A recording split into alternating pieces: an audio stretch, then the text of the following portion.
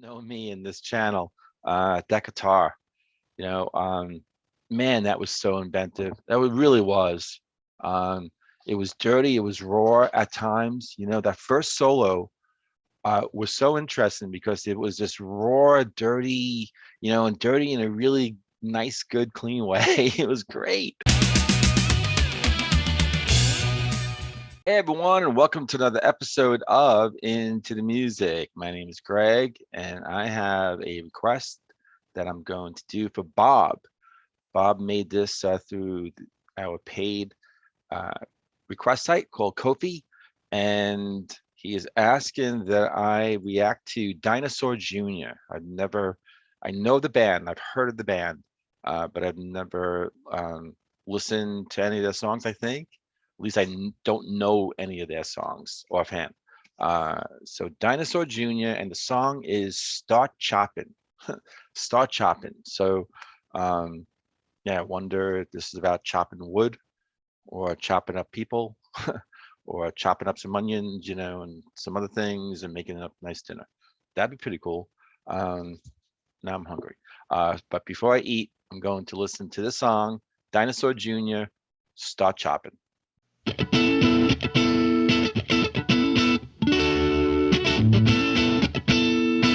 Oh, I like that.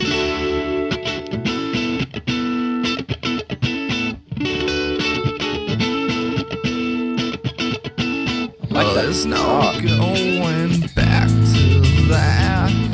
So numb can't even react. Didn't say it's not okay, but we are dealing the same way. I ain't telling you a secret. I ain't telling you goodbye.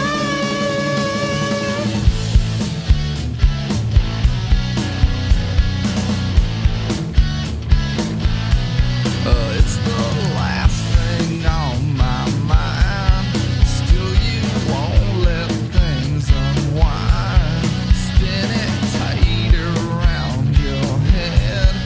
Can't you hear a word I said? I ain't telling you a secret. I ain't telling you goodbye.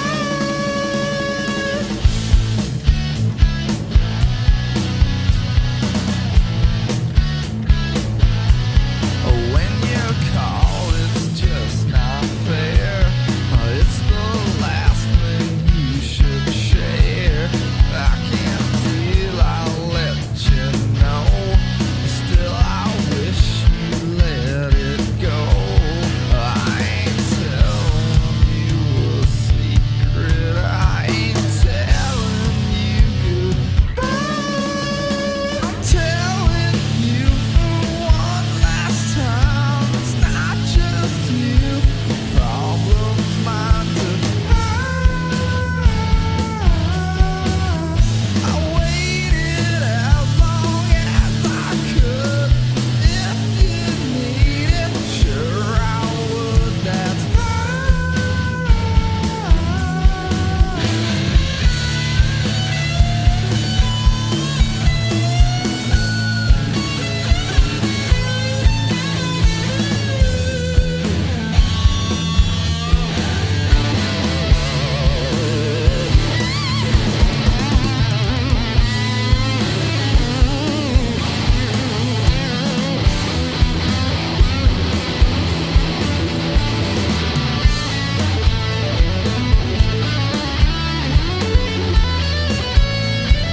Oh, that's pretty. There's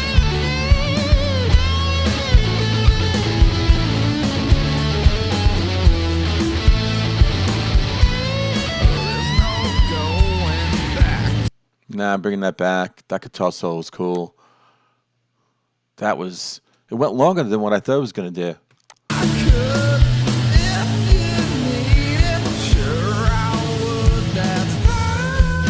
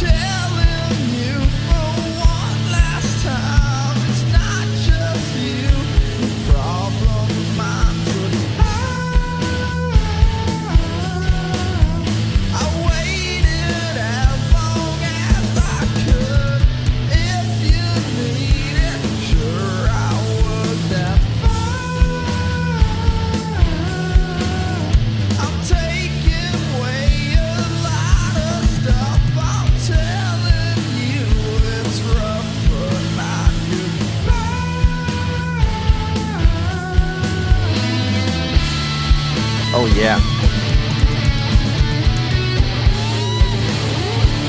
Oh, gonna take us out.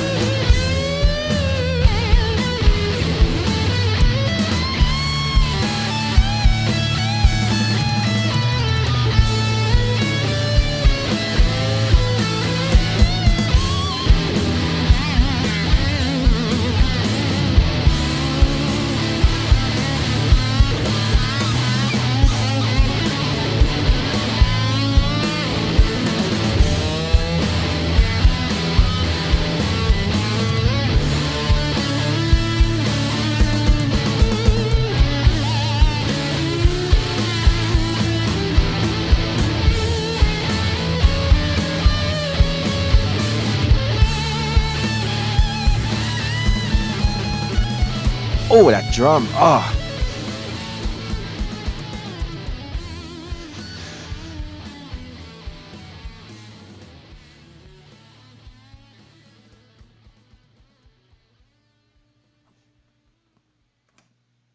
oh, that was so good. That was so good. That's on a playlist. That is. Oh wow. Um, that was a rocker. That was. I'm gonna hold off. I'm gonna leave some stuff on the other side. Um, Bob, this is a good one. All right. Let me pull up some information and the lyrics. Know what he's talking about, um, and then we'll talk about it. Yeah, I liked that song a lot. It's going on a playlist, and what did it for me was, you guessed it. I mean, if you know me in this channel, that guitar, you know, man, that was so inventive. Really was. Um, it was dirty. It was raw at times. You know, that first solo was so interesting because it was just raw, dirty, and dirty in a really nice, good, clean way. It was great. Um, uh, and then it cleaned itself up a bit. It didn't have to, but it wound up doing that. And I kind of like that really quick evolution from that kind of, again, raw kind of, right there on the ground, just writhing around, it was like, that's interesting. You're hearing it. And then just kind of like, then you're hearing like it's almost cleaner notes, finishing up that first guitar solo. And that was just so good.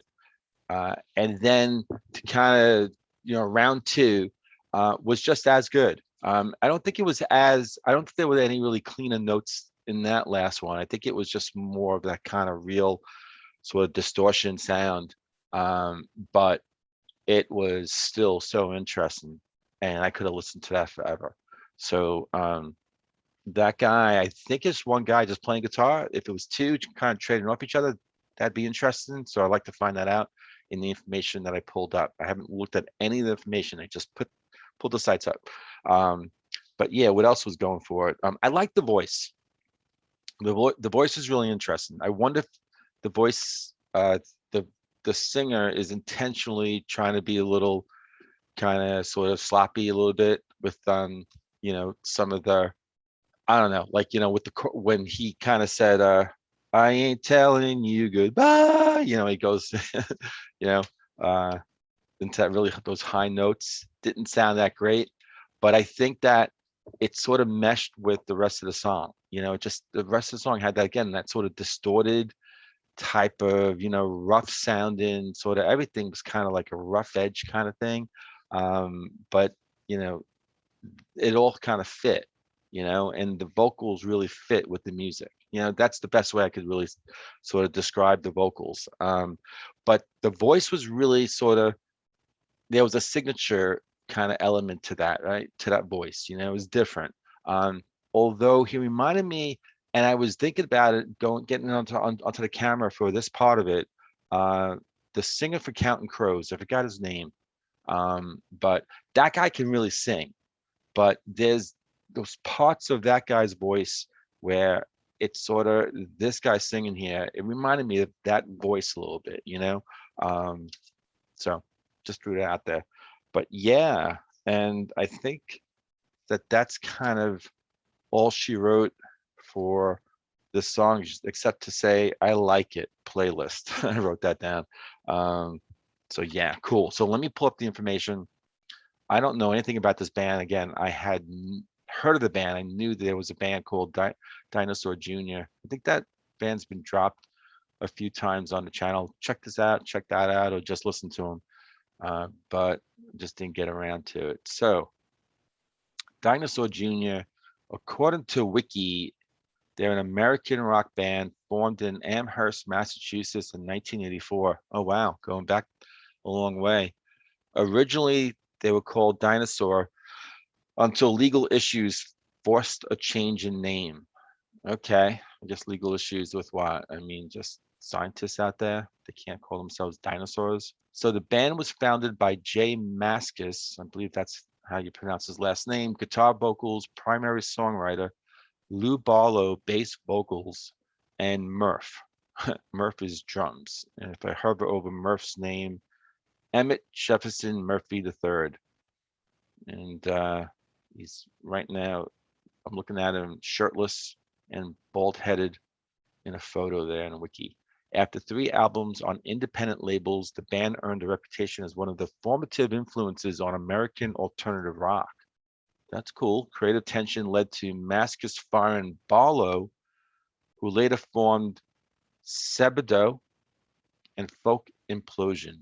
Those two bands, separate ones. His replacement, Mike Johnson, came aboard for three major label albums.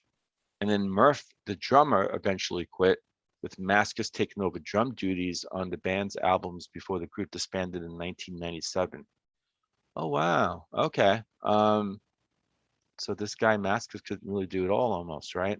So the original lineup reformed in 2005, releasing five albums thereafter. So I wonder where this song falls there in the timeline. Mascus's drawling vocals, yeah, I guess drawling is sort of good description of his vocals and distinct guitar sound. So he plays the guitar too. Oh wow. Harkonnen, according to Wiki, they're using the word Harkonnen back to 1960s and 1970s classic rock and characterized by extensive use of feedback and distortion. Absolutely. Were highly influential in the alternative rock movement of the 1990s. Yeah, definitely. I mean, there was even like kind of a grunge sound there too. All right, so I have the song also pulled up. Wiki actually talks about just the song. Start Choppin', written by Jay Mascis and taken from their fifth album, Where You Been. This was created after Mascis came up with the title phrase. The song was accompanied by a music video that aired on alternative rock music programs. So Mascis was interviewed, and I'm not really sure where this was published, but he was quoted as saying, "I remember the title came about because we cut the tape to put some different versions together. I think I just said start chopping or something. All the stops and starts is just how the song was written. I think the edits were just like maybe the verse sounded better on one take, so we could end the whole thing. It wasn't very big edits on tape. It was little things. It was just like one verse or another. And so this song was number 20 on the UK singles chart and number 3 on the US modern rock tracks. The song was described by AllMusic as having a quote, quick, catchy lead riff. Absolutely. End quote. I love that beginning. That beginning was so cool. I was so tempted to bring that back, but I was like, nah. But not because it wasn't good. It was fantastic. Just, I think it was like, what, the song was 5 minutes or 40 seconds. You didn't need me to bring that back, right? So CMJ New Music Report, I think, they referred Jay Mascis as a guitar god. That's in quotes through his work with this song. Yeah, it was fantastic. It really was. Um, Spin identified the guitar parts as sparkly stutter strum intro, grindy swirly solo freak out. I love it. I wish I could write like that. And yeah, just reading through more of this on Wiki, just accolades about the song. Wow. And absolutely warranted. First listen, I loved it. I really did. It's absolutely going on a playlist. I can't wait to get back to it and listen to all those solos again, the guitar stuff. Um, so verse one, I am in genius.com, the lyric website.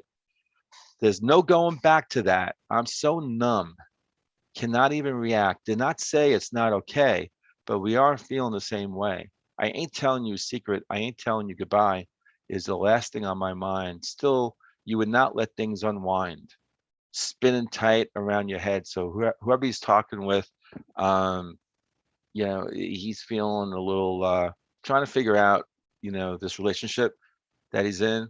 He's not feeling great about it, but he's kind of willing to just let time sort of just sit back and just unwind, and let just things work out. And the person he's talking with, I think, is not willing to do that. Spinning tight around your head. Can't you hear a word I said? I ain't telling you a secret.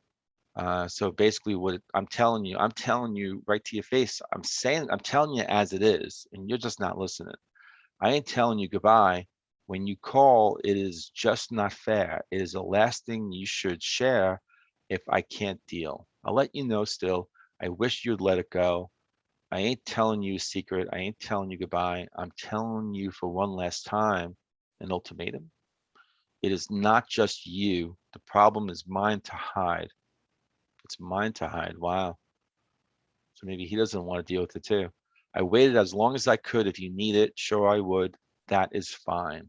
And then that solo, that beautiful Wiki should identify that as an amazing guitar godlike solo. Verse 2, well, there's no going back to that. So numb can't even react. Didn't say it is not okay, but we are not dealing the same way. I ain't telling you a secret, and then I ain't telling you goodbye. Um, it's kind of a repeat of everything, and then that I'm telling you it is rough, but not goodbye. Uh, and then that solo, the takeaway solo, taking us out. So again, I love that song. I really did. I think I can actually use the word love. So first love and Dinosaur Junior fans, let me know what you think about the song. Is it up there? I mean, I would think that with all the accolades that I was reading about in Wiki, this looks like the shining moment of the band. It seems like they have a lot of music that they put out, but this album, this song, might have been sort of representing the pinnacle of the band. So let me know what you think. And what is that next Dinosaur Jr. song that I need to listen to? And in the meantime, I'll see everyone on the next episode of Into the Music.